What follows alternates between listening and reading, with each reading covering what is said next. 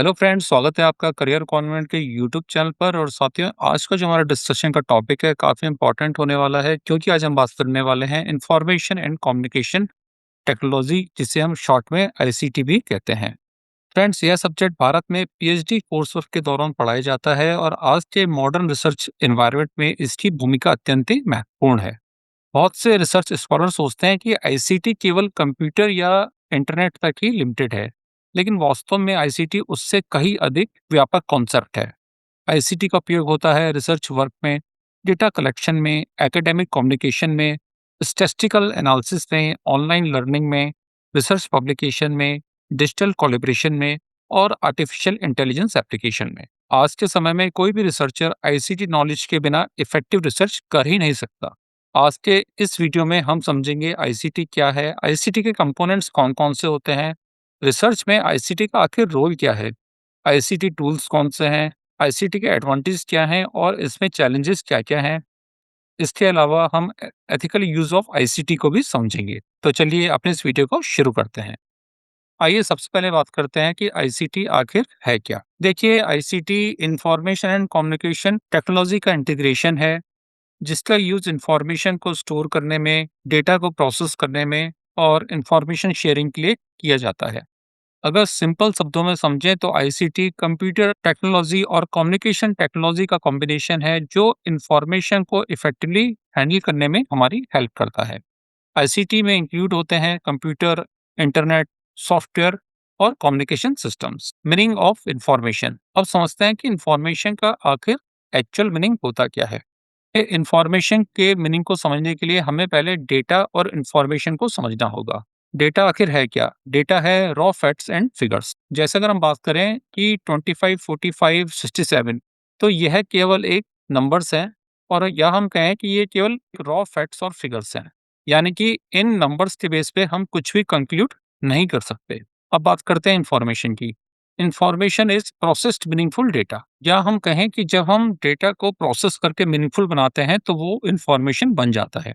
Example से इसे समझते हैं। यदि कोई स्टूडेंट रिसर्च मेथोडोलॉजी में 67 मार्क लेके आता है, तो हम कह सकते हैं कि यह एक इम्पॉर्टेंट इंफॉर्मेशन है। अगर हम खाली 67 बोलेंगे तो यह केवल रॉ डेटा या फैक्ट्स होगा, जिसका अपने आप में कोई मीनिंग नहीं होगा। Meaning of communication. आइए अब कम्युनिकेशन के मीनिंग को समझते हैं।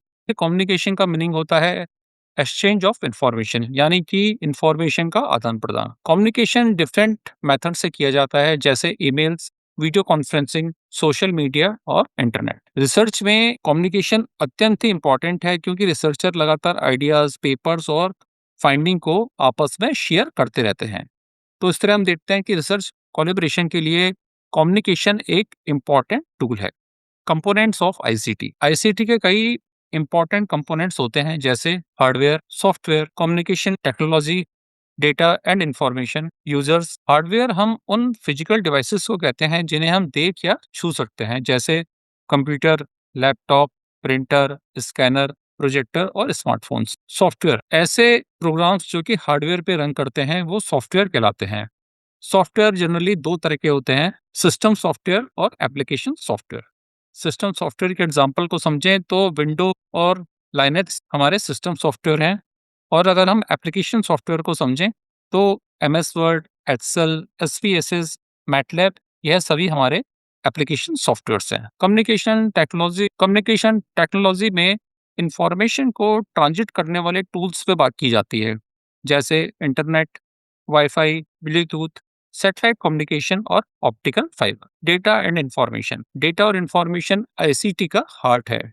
एग्जाम्पल से समझें तो research database, student records, survey results, academic journals, यह सभी डेटा और इंफॉर्मेशन में आते हैं। यूजर्स के बिना आईसीटी का कोई इंपॉर्टेंस नहीं है। यूजर हो सकते हैं जैसे स्टूडेंट्स, रिसर्चर्स, फैकल्टी मेंबर्स और administrators. Evolution of ICT. ICT समय के साथ लगातार डेवलप हुआ है और समय समय पे इसकी डिफरेंट स्टेजेस आई हैं। एग्जाम्पल से इसे समझते हैं।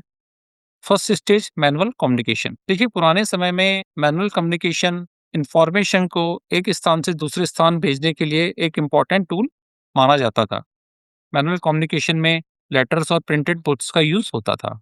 सेकंड स्टेज में इंफॉर्मेशन ट्रांसफर के लिए इलेक्ट्रॉनिक कम्युनिकेशंस का यूज किया जाने लगा।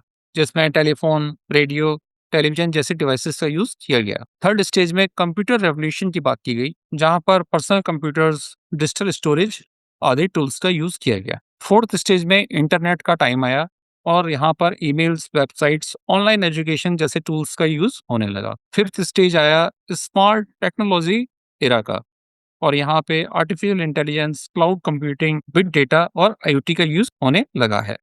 तो अगर हम समझें तो आज के समय में हम फिफ्थ स्टेज पे हैं और हम स्मार्ट टेक्नोलॉजी इरा में बैठे हैं। Importance of ICT in education. ICT ने एजुकेशन सिस्टम को पूरी तरह से चेंज कर दिया है। आज के समय में स्मार्ट लर्निंग का यूज एजुकेशन में होने लगा है, जहां पर students videos, simulations, virtual classroom के माध्यम से लर्निंग कर रहे हैं। ऑनलाइन एजुकेशन भी एक इम्पॉर्टेंट प्लेटफॉर्म बन के आया है और यहाँ पर Google classroom, zoom, Microsoft teams जैसे ऐप्स ने या सॉफ्टवेयर ने रिमोट लर्निंग को पॉसिबल बना दिया है।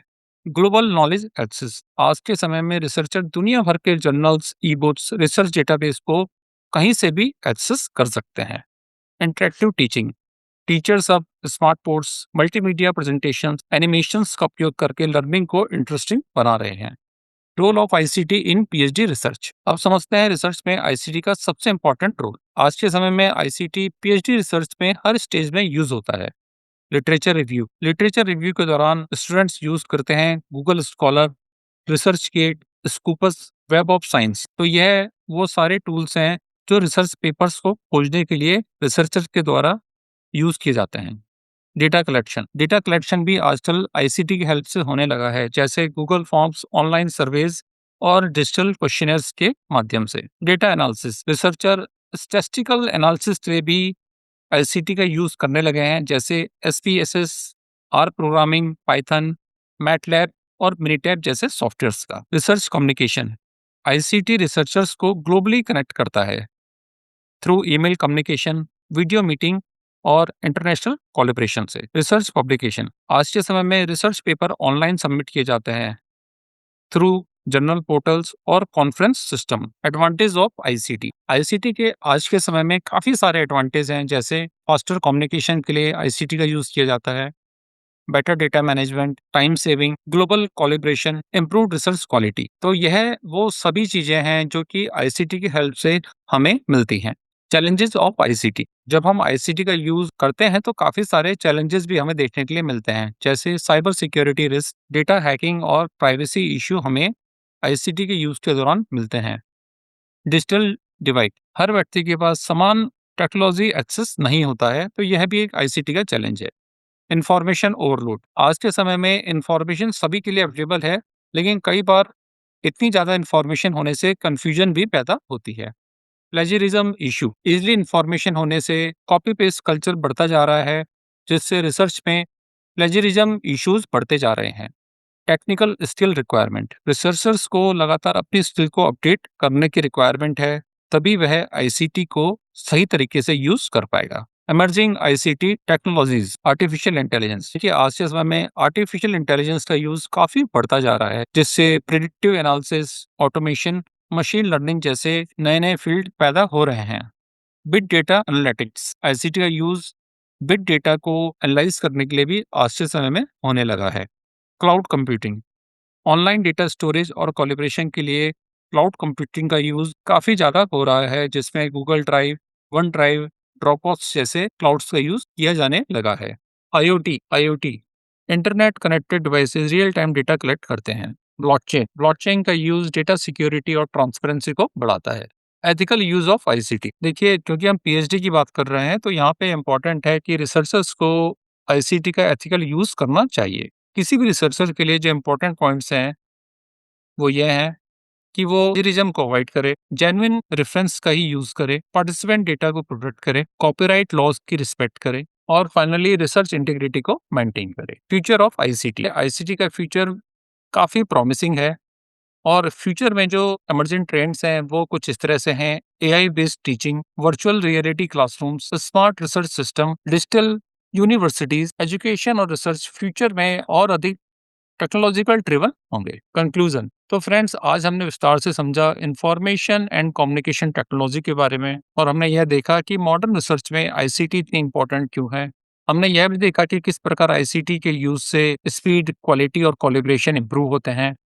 लेकिन एक चीज़ इम्पोर्टेंट है कि रिसर्च को अपने स्किल को अपग्रेड करना पड़ेगा ताकि वह आईसीटी का सही तरीके से और लगातार यूज़ कर पाए। याद रखिए, मॉडर्न रिसर्च में आईसीटी कोई ऑप्शन नहीं है, बल्कि ये एक नेसेसिटी है। तो फ्रेंड्स, आज की इस वीडियो में हमने काफ़ी डिटेल में आईसीटी को समझा है। मैं उम्मीद करता हूँ कि आज की वीडियो आपके लिए काफ़ी इन्फॉर्मेटिव रही होगी। इस वीडियो को लाइक करें, अपने फ्रेंड्स के साथ शेयर करें और कमेंट करके अपने क्वेश्चंस को पूछिए और चैनल को सब्सक्राइब भी करें। Thank you for watching. नमस्कार। जय हिंद।